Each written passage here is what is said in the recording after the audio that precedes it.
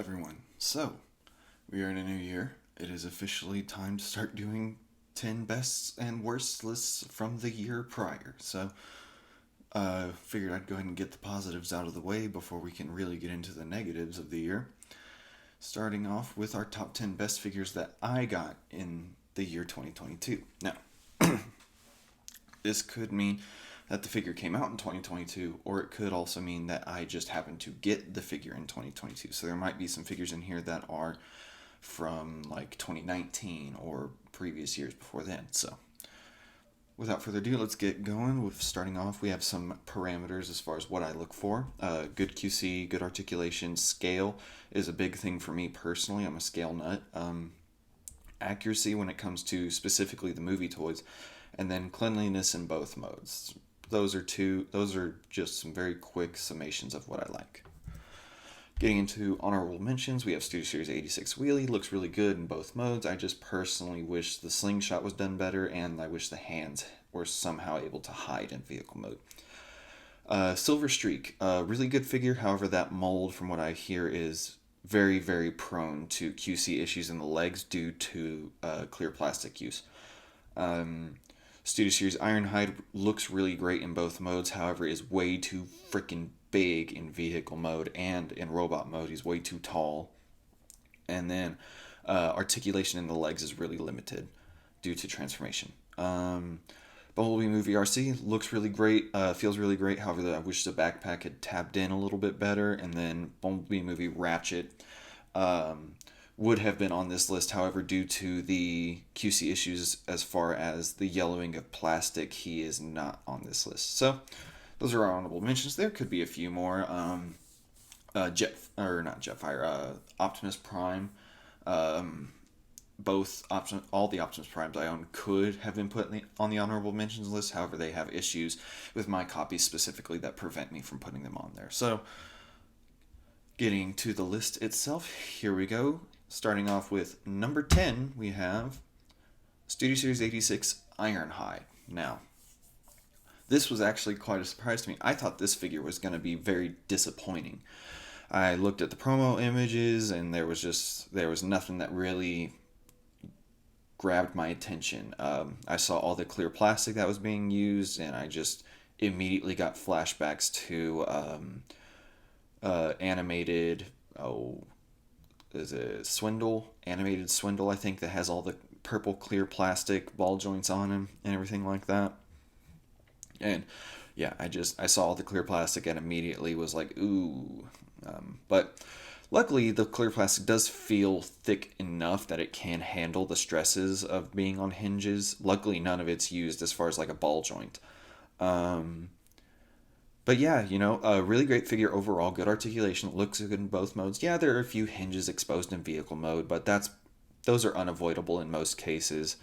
Color matching's off, but that's one of the things that's going to come with clear plastic, and red especially. Red is very hard to color match, almost as hard as yellow, but not quite as bad. That's why there's not a single Bumblebee on this list. But yeah, really great figure overall. Good articulation. Feels really great in the hands. Definitely the best Ironhide figure we've gotten in a while as far as the G1 representation. So yeah, moving on, we have our number 9 spot, which is Legacy Tarantulas. Now, yes, the legs don't really have anywhere to go, but then again, they didn't have anywhere to really go on the CGI model. Plus, you can hide them pretty well, and they don't bump into any of the articulation too much. You can usually move them out of the way if they do. As far as why it's lower on the list, mostly due to the arm articulation. His elbows are really, really low for some reason, which could possibly be due to the spider legs. And then a issue on my figure, at least, is that the feet in spider mode never want to tab in where they need to. But other than those two things, this is a really great figure. Good paint job. Definitely the best Tarantulas we've ever gotten as far as on-screen representation. I still think the Fox Kids paint job is better overall, but definitely one of the better figures from the Legacy line that we got this year.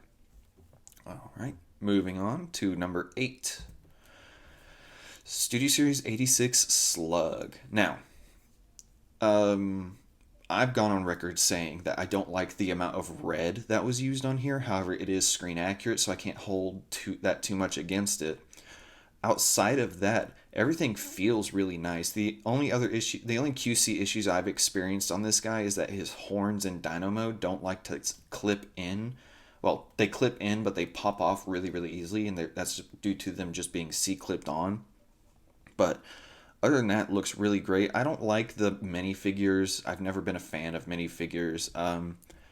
Uh, Daniel Witwicky, I think that's the one he came with, was just meh. Yeah, I don't like that they keep doing minifigures. I hope they don't do it with Snarl. But this guy, really great paint job, really good articulation, feels great in both modes. My only issue is that the transformation itself can be a bit not finicky, but it gets in its own way a lot. And on my specific copy, the backpack does not like tabbing in completely, and the wings constantly pop off. But those are limited to my specific copy, which is why he's still on the list. So, great figure overall. Definitely the better of the two Dinobots that I got this year. So, moving on, we have Kingdom Megatron. Now, if I had one complaint about this figure, it is that I think there's way too much soft plastic used on him. I mean, there, the way they've textured him requires the use of soft plastic, but there are areas where they don't do anything to reinforce it, so it's literally just a thing of soft plastic, and it folds like use my mouse, the little flaps here on his tail arm are the hinges are soft plastic, but they aren't reinforced in any way, so they constantly get bent out of shape. That's my one issue with the figure. Everything else about the figure is great. He looks good in both Dino mode and Robot mode. The backpack's probably the cleanest we've ever gotten from a mainline Beast Wars Megatron figure. The fact that he has great articulation in spite of the backpack, the fact that he looks as good as he does. This is basically a spitting image of the Beast Wars model, just done with a modern texture and more realistic proportions as far as the T-Rex head and everything like that. But yeah, great figure overall. Definitely one of the better Kingdom Beast figures that came out this year. Moving on. We're at what, number 6, I think? 9, 8, 7, 6. Yeah, 6. We have Studio Series Shockwave. Now, I've gone on record saying this is probably the only Studio Series figure that actually gives Grimlock a run for its money as far as best leader class in the line.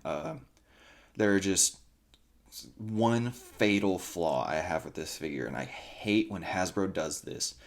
The overuse of soft plastic on this guy specifically.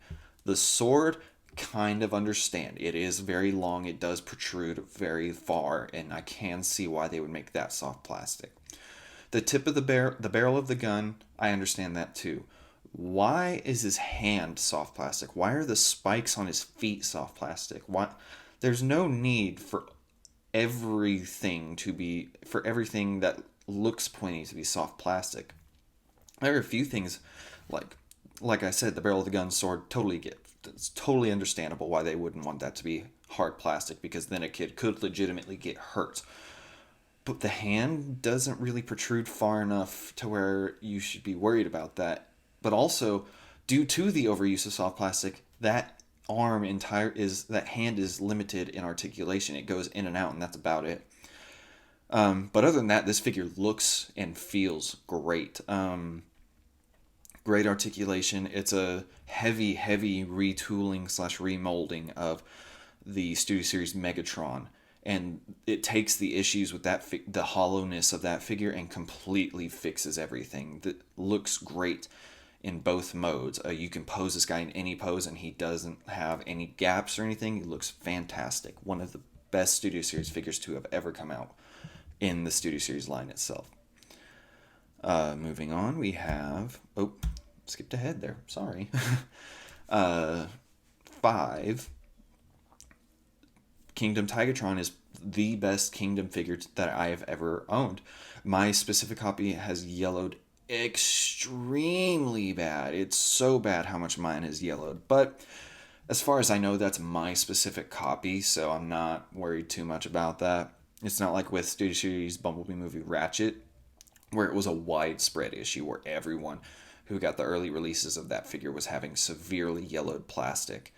Luckily, this is as far as I know, this is my specific figure. So, yeah, mine yellowed a lot, but it's still a really great figure overall. The backpack is doesn't get in the way too much. It does get in the way, but that's just the nature of the CG model that they were trying to follow. Articulation's great in both modes. This is one of the few times where the beast mode can also be articulated in just as good of a fashion as the robot mode. Of course, the robot mode's going to be able to pose more, but that's just due to the fact that that's the thing they're basing everything off of. If I had one complaint, I think that the mutant Tigatron colors are better, but that's I don't have that figure, and this is the top 10 best of the figures that I have. And that being said, this is definitely the best Kingdom figure that I got this year, without a doubt. And we already got a hint to it, but Studio Series Jetfire's on the list. Everything I can say has already been said. The only issues are the hands don't pose well. They look really ugly whenever he's holding anything. And my personal issues are that I think the face uses too much soft plastic. But other than that, nothing too much I can really say about this figure that hasn't been said already. So we're not going to dwell too much on it. Really great figure. Definitely pick one up if you can. This was a bit of a surprise to me. I I've gone on. I don't really like the Studio Series 86 line overall. It has great figures in it, but overall the line itself just felt rushed and unnecessary. However, I am glad that we did get a really good Perceptor, which who would again, like I mentioned in the things I do like, who would have thought Perceptor would be getting one of the best figures in the line? This figure's great. It's actually not painted all that much, which was really surprising to me. I think the only things that are painted are the head, the clear plastic plate on his chest, and then I think the hands are also paint. And then the little knob, like obviously the knobs on his arms are painted. I think the hands are painted as well, but not a ton of paint. This is mostly kept to separate shades of plastic. I mean, that's really great, and it's something you don't see a lot on figures to nowadays because it's always cheaper to just paint than it is to actually make separate pieces out of separate colors of plastic. If I had one issue, the thighs, due to transformation, don't have any specific like tab point that keeps them locked into one position for robot mode or either of his vehicle modes. And then just the use of clear plastic on his chest. I hate it. I understand why I don't understand why they do it on some of the vehicle modes. Here I kind of understand it, but I still wish they had done something different. Other than that, really great figure. Definitely the best of the Studio Series 86 line. So, let's see, what are we at? Let's see, 9, 8, 7, 6, 5, 4, 3. So, number 2, Dark of the Moon Sideswipe. Best deluxe class figure in the Studio Series line. Point blank, period. I don't own Hot Rod, and from what I've seen, he is a contender for it. Sorry, my leg's really itchy. But of the figures I own, this is the best deluxe class figure in the Studio Series line. Yeah, it doesn't have the best paint job, but Studio Series has been known for not having the best paint jobs.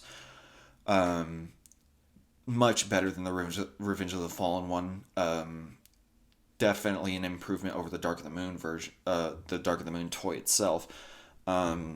Looks great in both modes, feels great in both modes. I'm glad that the clear plastic is limited.